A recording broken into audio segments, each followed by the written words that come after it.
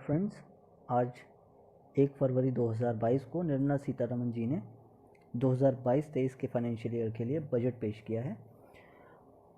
और बजट हर एग्ज़ाम्स में काफ़ी इम्पोर्टेंस रखता है और इससे क्वेश्चन ज़रूर बनते हैं। तो इस प्रेजेंटेशन में मैंने डिटेल में बजट के सारे इम्पोर्टेंट फीचर्स को रखा हुआ है और इसमें दो ख़ास बातें ये हैं कि कुछ जो इम्पोर्टेंट चीज़ें हैं उन सबको मैंने रेड हाईलाइट कर रखा है, अंडरलाइन कर रखा है, और साथ के साथ आपको कहीं कहीं फिगर भी मैंने सारे दे रखे हैं जितने भी पीआईबी में अवेलेबल थे। बेसिकली ये फिगर्स जो लिखा हुआ है उन्हीं की समरी हैं और इससे आपका रिवीजन दो बार हो जाएगा। तो बिना देरी किए शुरू करते हैं। सबसे पहला कि बजट का एक्चुअल साइज़ क्या है। तो इस बार का बजट का साइज़ 39,44,909 लाख करोड़ है। इसको शॉर्ट में 39.45 लाख करोड़ याद रख सकते हैं। उसके बाद रेवेन्यू रिसिट और कैपिटल रिसिट ये लिखी हुई है, इसे आप देख सकते हैं। बजट के अकॉर्डिंग जो इकोनॉमिक ग्रोथ प्रोजेक्ट की गई है करंट ईयर के लिए वो है 9.2%। ये 9.2% हाईएस्ट है जितनी भी लार्ज इकॉनमीज़ हैं। India's economic growth in the current year is estimated to be 9.2%, which is highest among all the large economies. Budget में इस्तेमाल होने वाले कुछ टर्म्स हैं जिनकी डेफिनेशंस है। ये डेफिनेशंस भी कभी कभी डायरेक्टली पूछ ली जाती है, इसलिए इन्हें यहाँ मेंशन कर दिया गया है। Fiscal deficit. Fiscal deficit is the difference between the revenue receipt plus non debt capital receipts NDCR and the total expenditure. Fiscal deficit is reflective of total borrowing requirements of the government. तो fiscal deficit basically government को जितनी भी borrowing की requirement होती है उसको represent करता है।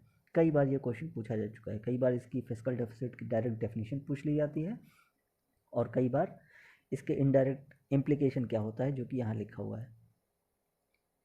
दूसरा, revenue deficit.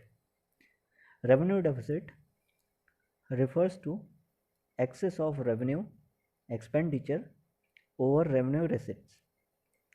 Effective revenue deficit is the difference between revenue deficit and the grant for creating capital assets. Basically क्या होता है कि effective revenue deficit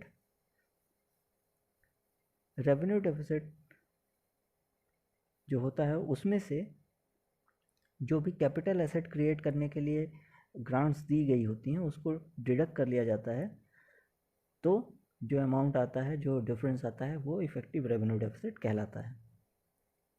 और लास्ट इम्पॉर्टेंट टर्म है primary deficit. Primary deficit is measured as fiscal deficit less interest payments. Actually ये government of India की जो current liabilities होती है वो दिखाता है। जो प्रीवियस भारत सरकार की जो भी प्रीवियस लाइबिलिटीज़ होती हैं जिनकी मेच्योरिटी इस साल हो रही होती है उनको नहीं दिखाता है ये। तो इससे एक्चुअली भारत सरकार ने इस साल कितना ज़्यादा एक्सपेंडिचर कर दिया अपनी कमाई से वो इससे रिफ्लेक्ट होता है। ये इंपॉर्टेंट फिगर्स हैं fiscal deficit, revenue deficit, primary deficit के, जो कि एग्ज़ाम में अक्सर पूछे जाते हैं, इन्हें ध्यान से देखना है। एक्चुअल एस्टिमेट 9.2 रहा है, रिवाइज्ड एस्टिमेट में 6.9% और बजट एस्टिमेट जो कि नेक्स्ट ईयर के लिए है वो 6.4%। इसी तरह revenue deficit actual estimate 7.3%, revised estimate 4.7%, budget estimate 3.8%। Primary deficit 5.8%, revenue estimate revised estimate में 3.3% और बजट एस्टिमेट में 2.8%। ये बेसिकली जितनी परसेंटेजेस हैं ये जीडीपी के परसेंटेज होते हैं, as a percentage of GDP. अब इस फिगर से समझ लेते हैं कि इनके मतलब क्या हैं। बेसिकली बजट जब पेश हो रहा है तो बजट आज 1 फरवरी को पेश किया जा रहा है, 1 फरवरी को पेश किया जा रहा है। और ये जो 1 फरवरी है ये जो फाइनेंशियल ईयर है वो 2021 और 22 इसमें आती है। यानी आज जब बजट पेश हो रहा है तो अभी लास्ट ईयर का फाइनेंशियल ईयर कंप्लीट नहीं हुआ है, जो कि 31 मार्च को कंप्लीट होगा। तो जब बजट पेश किया जाता है तो बजट में 3 बातें इंपॉर्टेंट होती हैं, 3 पीरियड की बातें की जा रही होती हैं। एक जो नेक्स्ट ईयर है यानी 2022 से स्टार्ट होकर 23 पे जाके ख़त्म होगा 31 मार्च को। दूसरा जो करंट ईयर चल रहा है, करंट ईयर कौन सा चल रहा है, 2021 और 22 का, जो कि 31 मार्च को ख़त्म होगा।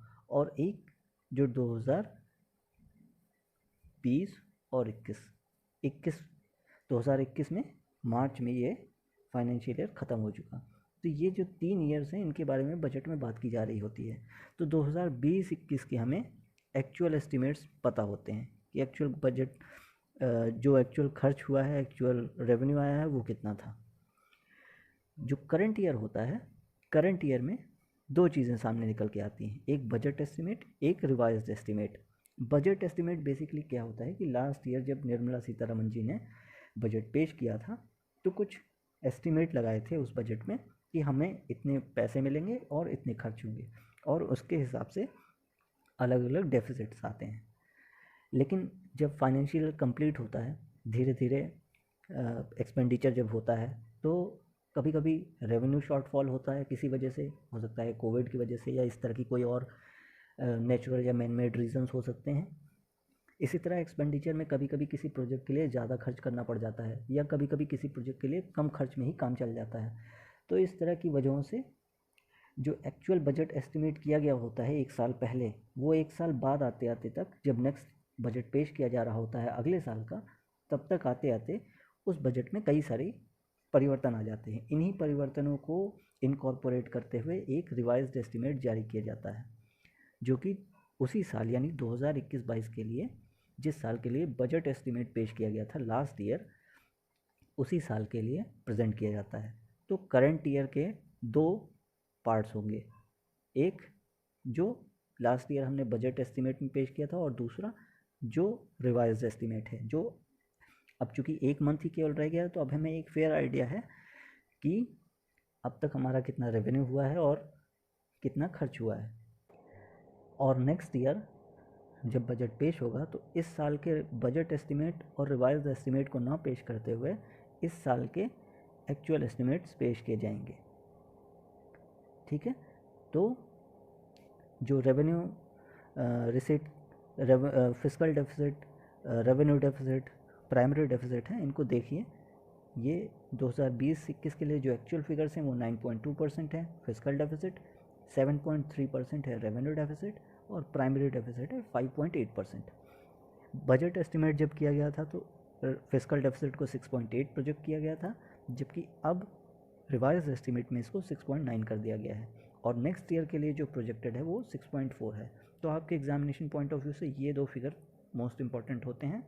ये नेक्स्ट ईयर का होता है यानी 2022-23 का, और ये 2021-22 का। इसी तरह जो रेवेन्यू डेफिसिट है वो 4.7% रहा और नेक्स्ट ईयर इसके 3.8 प्रोजेक्ट किया गया है। प्राइमरी डेफिसिट 3.3% और 2.6%। अब देखते हैं अगला इम्पोर्टेंट कि जो गवर्नमेंट ऑफ इंडिया है उसके जो रेवेन्यू हैं वो कहाँ कहाँ से आते हैं।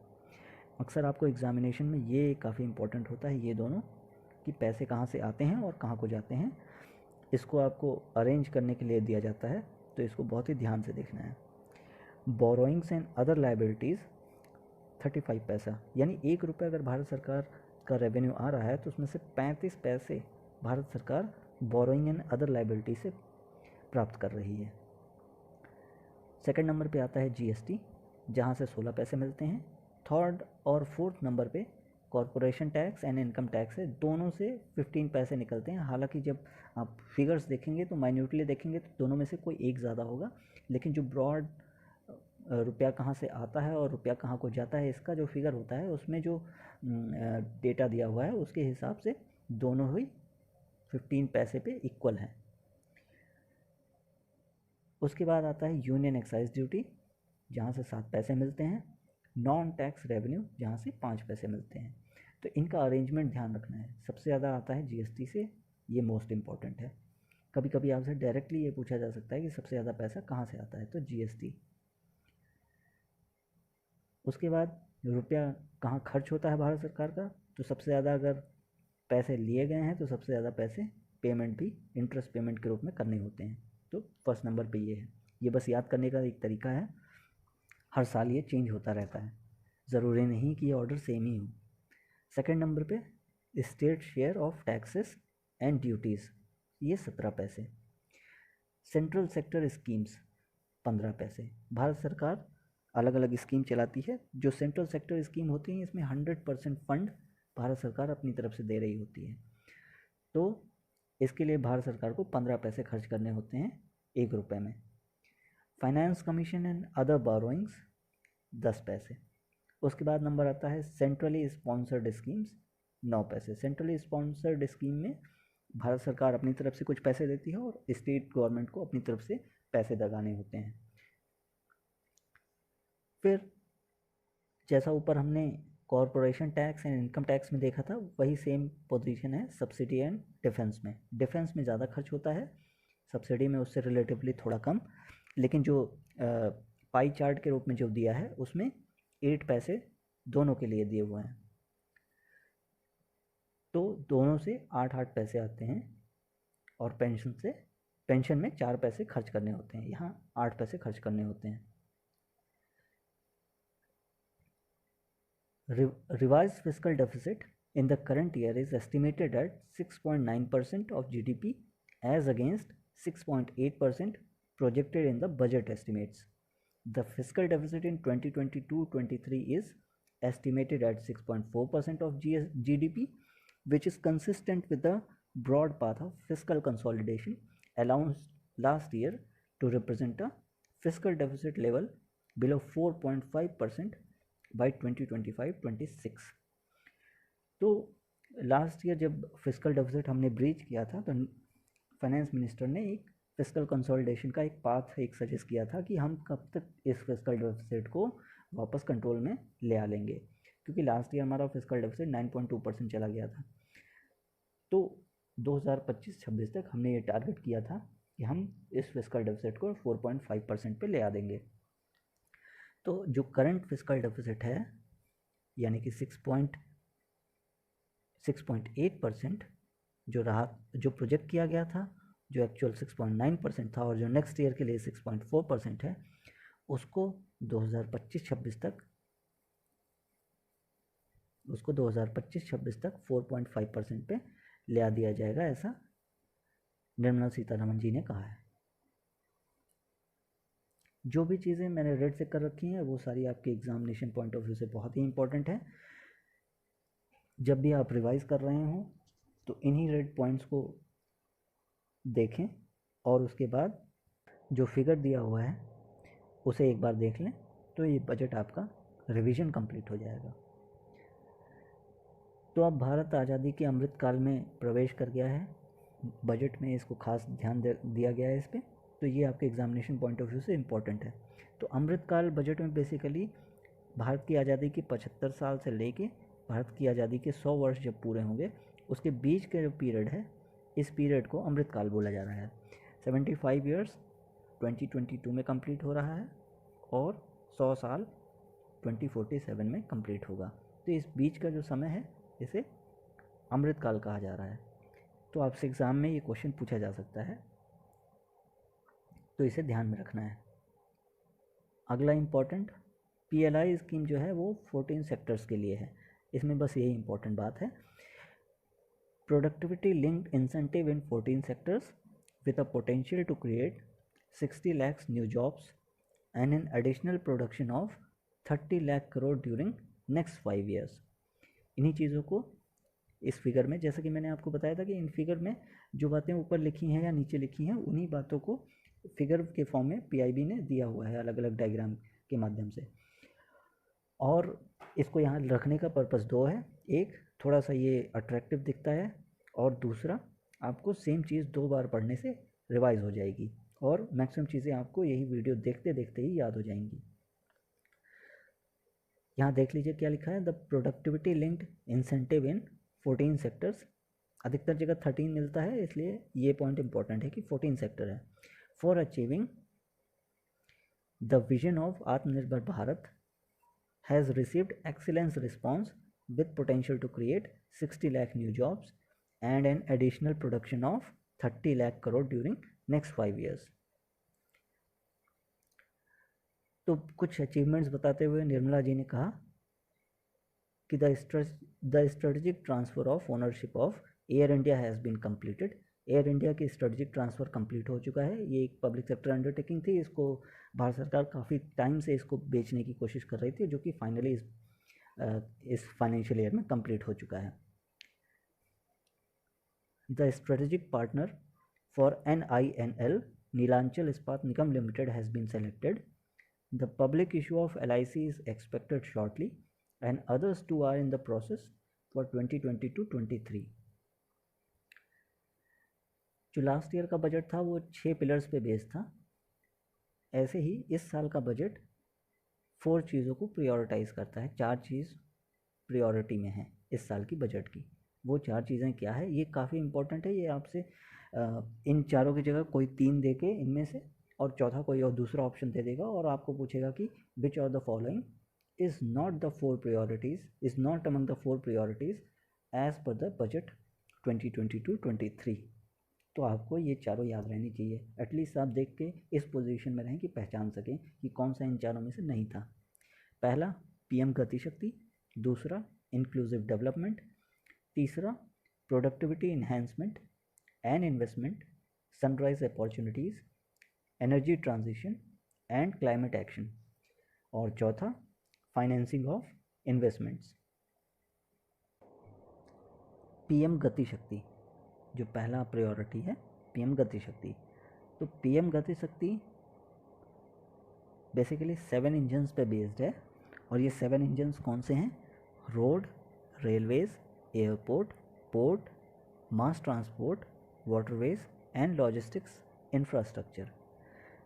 तो आप इसको ऐसे याद रख सकते हैं कि PM गति शक्ति बेसिकली जिस भी तरीके से हम ट्रांसपोर्ट कर सकते हैं उन सारे के बारे में बात करता है।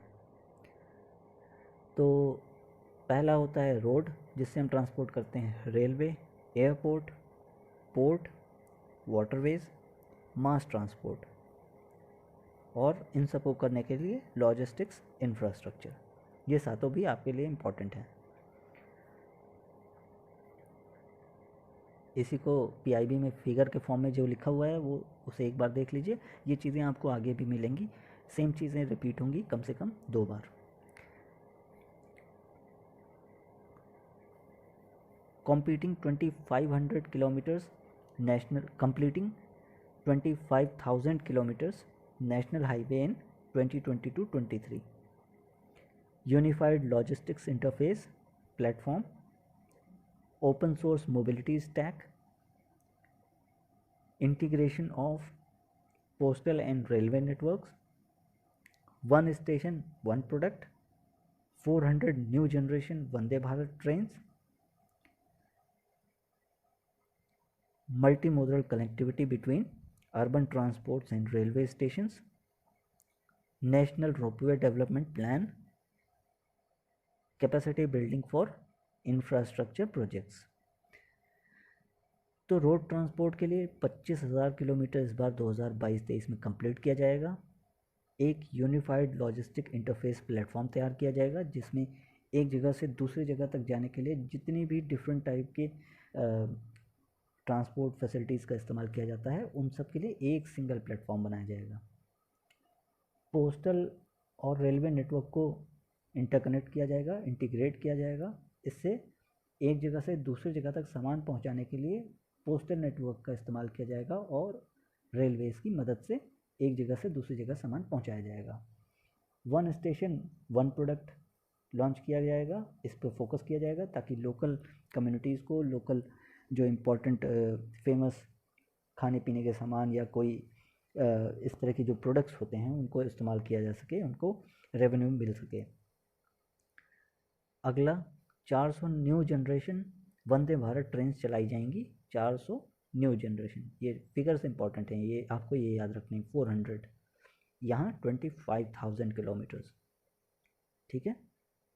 Multi modal connectivity between urban transport and railway station, तो रेलवे स्टेशन से और जो अर्बन ट्रांसपोर्ट के जो सेंटर्स हैं उनको आपस में कनेक्ट किया जाएगा।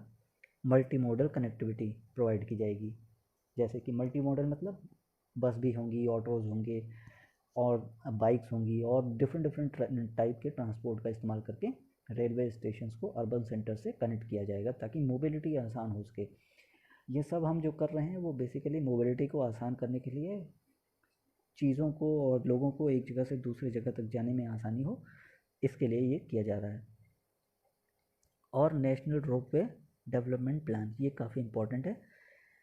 तो पहाड़ी एरियाज़ में क्या होता है कि दो पहाड़ियों के बीच रोड बनाना काफ़ी मुश्किल होता है, तो इन दो पहाड़ियों के बीच एक रोपवे इस्टेब्लिश कर दिया जाएगा और ये इको फ्रेंडली भी होगा और रोड कंस्ट्रक्शन के जो नेगेटिव जो इम्पैक्ट पड़ते हैं वो भी नहीं पड़ेंगे।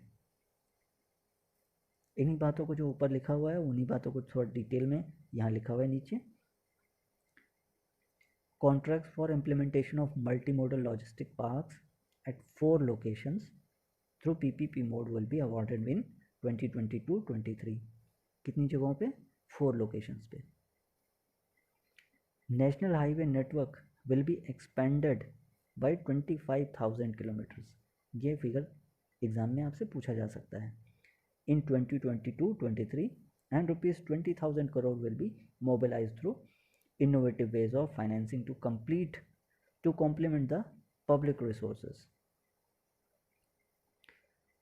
One station one product concept will be popularized to help local businesses and supply chains। Moreover, as a part of Atmanirbhar Bharat, 2,000 kilometer network will be brought under Kavach, the indigenous world class technology for safety and capacity augmentation है 2022-23। तो आपसे examination में पूछा जा सकता है कि कवच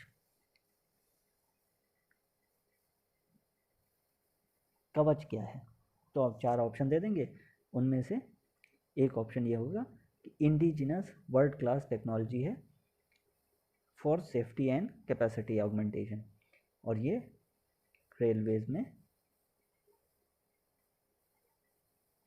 कैपेसिटी ऑगमेंटेशन और सेफ्टी प्रोवाइड करने के लिए इंडिजिनस वर्ल्ड क्लास टेक्नोलॉजी है। अगला 400 नए वंदे भारत ट्रेन चलाई जाएंगी। 400 new generation Vande Bharat trains with better energy efficiency and passenger riding experience will be developed and manufactured, and 100 PM Gati Shakti cargo terminals for multimodal logistic facility will be set up during the next 3 years।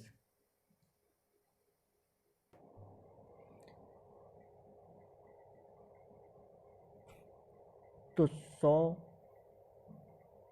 PM गति शक्ति cargo terminal भी बनाए जाएंगे, 400 नई Vande Bharat train चलाई जाएंगी और 100 नए PM गति शक्ति कार्गो टर्मिनल बनाए जाएंगे अगले 3 सालों में।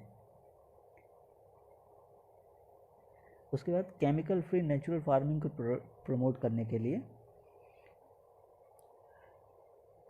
रिवर गंगा जो है उसके किनारे से लेकर 5 किलोमीटर वाइड कॉरिडोर इन्विसाज किया गया है और उसके बीच केमिकल फ्री नेचुरल फार्मिंग की जाएगी पहले स्टेज में, और बाद में इसको एक्सपेंड भी किया जाएगा। The chemical free natural farming will be promoted through out the country with a focus on farmers land in 5 kilometre, ये 5 किलोमीटर इम्पॉर्टेंट है, wide corridors along river Ganga at the first stage। Technological interventions में Kisan drones का इस्तेमाल किया जाएगा। Use of Kisan drones will be promoted for crop assessment, digitisation of land records, spraying of insecticides and nutrients. Agriculture से related जितनी बातें हैं उनको पीआईबी ने समरी के फॉर्म में एक फिगर में दिया हुआ है, उसे देखते हैं। Resilient growth despite pandemic. तो एग्रीकल्चर सेक्टर ने पेंडेमिक के बावजूद रेजिलियंस शो किया, और अगर आप सबको याद हो तो पेंडेमिक के दौरान केवल यही एक ऐसा सेक्टर था जो कि पॉजिटिव ग्रोथ शो कर रहा था, बाकी सारे सेक्टर्स नेगेटिव में ग्रो कर रहे थे। तो पहला है record food grain production and enhanced procurement.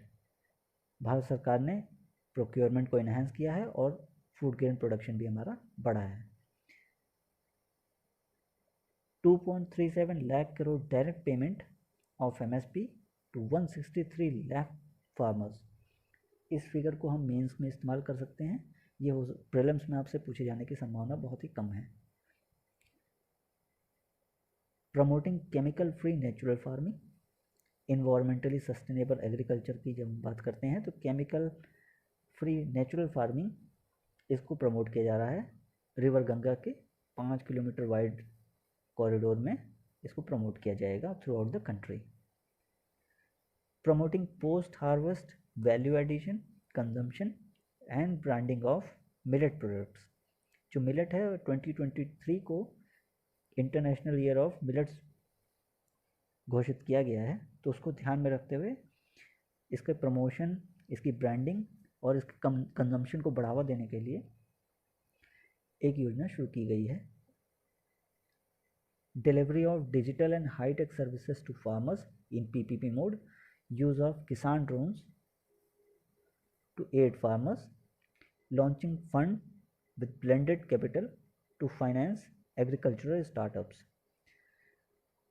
River interlinking project काफ़ी समय से न्यूज़ में रह रहा है, तो केन बेतवा लिंक प्रोजेक्ट जो कि 9.1 लाख हेक्टेयर फार्म लैंड को बेनिफिट करने वाला है, उसको इस साल कंप्लीट कर लिया जाएगा। और इसके साथ ही 5 और रिवर इंटरलिंकिंग प्रोजेक्ट के लिए डिटेल्ड प्रोजेक्ट रिपोर्ट तैयार कर ली गई है।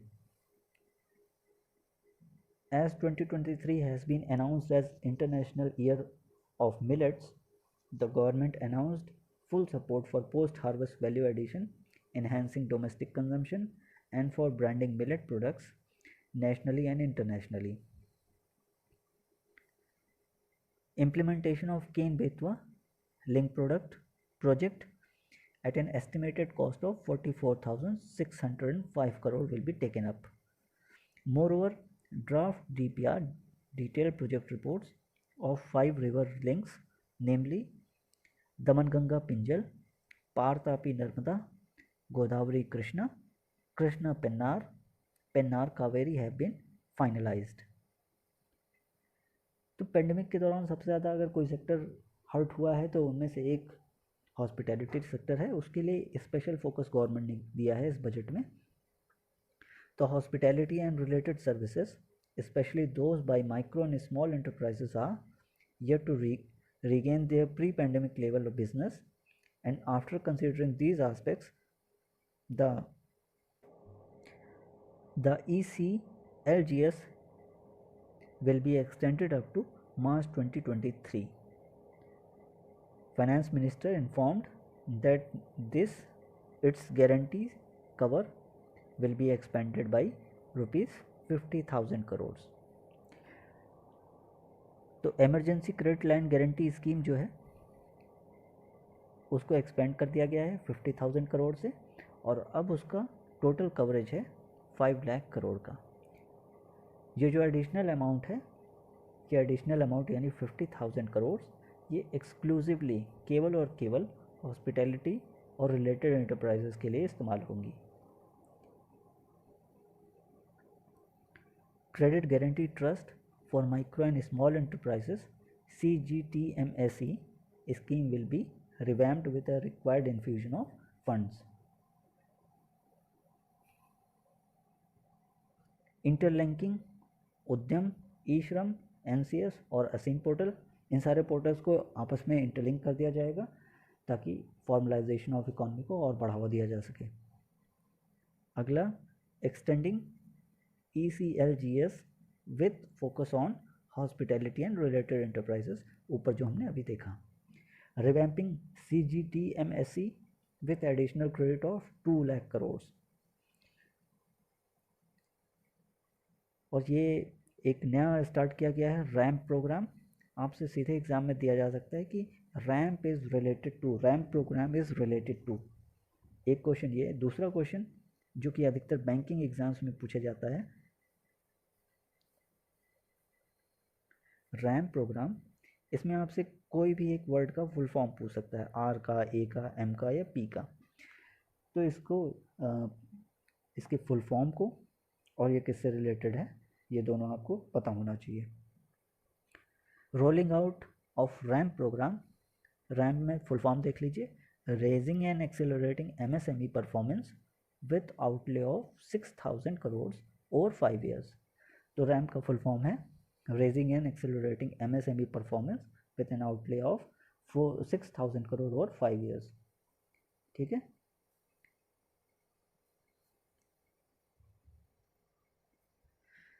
वही बातें जो फिगर में है वो इसी को थोड़ा और डिटेल में लिखा हुआ है। Raising and accelerating MSME performance, ramp program with an outlay of rupees 6,000 crore over 5 years will be rolled out to make MSME sectors more resilient, competitive and efficient. Udyam, eShram, NCS and ASEAN portals will be interlinked and their scope will be widened. Skill development and quality education के बारे में budget में जो बातें कही गई हैं उनको देखते हैं। Startups will be promoted to facilitate drone Shakti through varied applications and for drone as a service DRAS in select ITIs and in all states the required courses for skilling will be started. In vocational courses to promote crucial critical thinking skills, to give space for creativity, 750 labs in science and mathematics and 75 skilling e-labs for stimulated learning environment will be set up in 2022-23। तो 750 digital labs तैयार की जाएंगी, virtual labs science और mathematics की field में, और 75 skilling ई lab तैयार की जाएगी जिससे कि स्टिमुलेटेड इन्वायरमेंट में बच्चों को स्किल किया जा सके, उनका स्किल एनहांसमेंट किया जा सके। और ड्रोन शक्ति को एक्सप्लॉइट करते हुए इसको as a sector of employment, as a sector of new opportunities develop करने की कोशिश की जाएगी। To impart supplementary teaching and to build a resilient mechanism for education delivery, the finance minister informed that one class one TV channel program of PM eVidya will be expanded from 12 to 200 TV channels, and this will enable all states to provide supplementary education in regional languages for class 1 to 12। तो pandemic के दौरान हमने देखा बहुत सारे बच्चों की पढ़ाई का नुकसान हुआ, और इसको ध्यान में रखते हुए निर्मला सीतारमन जी ने जो one class one TV channel program था PM eVidya के अंतर्गत, उसको अब एक्सपेंड कर दिया है। उसको एक्सपेंड करने के लिए प्रपोज किया गया है, और ये एक्सपेंशन होगा, अभी तक जो 12 चैनल्स थे उनको कन्वर्ट कर दिया जाएगा 200 चैनल्स में। अब 200 नए चैनल्स चलेंगे। इनका फ़ायदा ये होगा कि स्टेट्स को अब रीजनल लैंग्वेजेस में क्लास 1 से 12 तक क्लासेस चलाने के लिए फ्लेक्सिबिलिटी मिल जाएगी। अगला, एक डिजिटल यूनिवर्सिटी भी क्रिएट की जाएगी। A digital university will be established to provide access to students across the country for world class quality universal education with personalised learning experience at their door steps. This will be made available in different Indian languages and ICT formats. तो different जो regional languages हैं उनको काफ़ी priority दी जा रही है ताकि education की रीच हर बच्चे तक की जा सके इंग्लिश या कोई स्टैंडर्ड लैंग्वेज कोई बैरियर ना बने।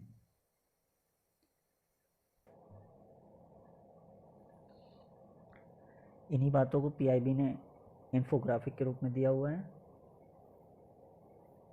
Digital university with universal education, launching of Desh stack e portal, a digital ecosystem for skilling and livelihood. जैसे हमने ऊपर एक पोर्टल और देखा था, वैसे ही देश स्टैक ई पोर्टल दिया हुआ है यहाँ पे। इसमें फुल फॉर्म इसकी है digital ecosystem for skilling and livelihood. ऊपर हमने रैम पोर्टल देखा था, और ये दूसरा पोर्टल है देश पोर्टल। तो ये सारे पोर्टलों की फुल फॉर्म आपको पता होने चाहिए और किस सेक्टर से रिलेटेड है ये पता होना चाहिए। High quality e content through digital teachers, 1 class 1 TV channel program expanded from 12 to 200 TV channels. जो 12 थे चैनल्स अब बढ़ के 200 हो जाएंगे। Startup to facilitate drone Shakti for drone as a service, Dras.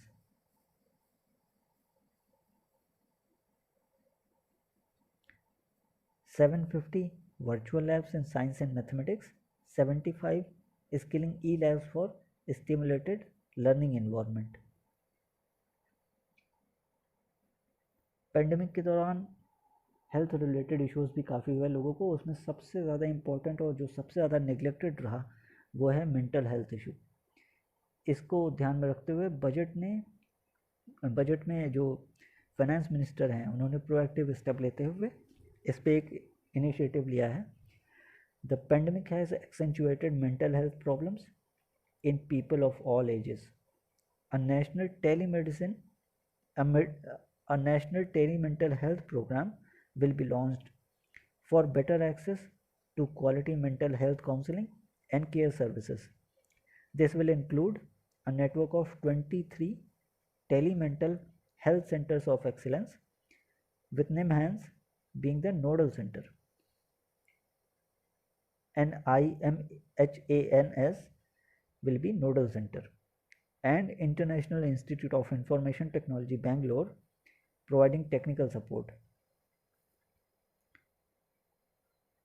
तो ये हेल्थ का जो इन्फोग्राफिक है ये लास्ट होगा, बाकी चीज़ें पार्ट 2 में करेंगे क्योंकि वीडियो ऑलरेडी काफ़ी लंबा हो चुका है।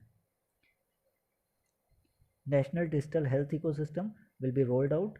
National tele mental health programme will be launched for quality counselling. Integrated architecture, mission Shakti, mission Vatsalya, Saksham Anganwadi and Poshan 2.2 to be launched. 2 lakhs anganwadi to be upgraded to Saksham Anganwadi. तो मुझे पता है कि बजट वैसे ही काफ़ी टेक्निकल चीज़ होती है, और अगर आपने एमपीज़ को देखा होगा जो कि बजट सेशन में प्रेजेंट रहते हैं, तो जो लोग बजट में टेबल नहीं पीट रहे होते वो सो ही रहे होते हैं, और जो टेबल पीट रहे होते हैं उन्हें पता नहीं होता कि वो क्यों टेबल पीट रहे हैं। तो इसलिए इसको और लंबा ना करते हुए इसको सेकेंड पार्ट में कंप्लीट किया जाएगा। Thank you.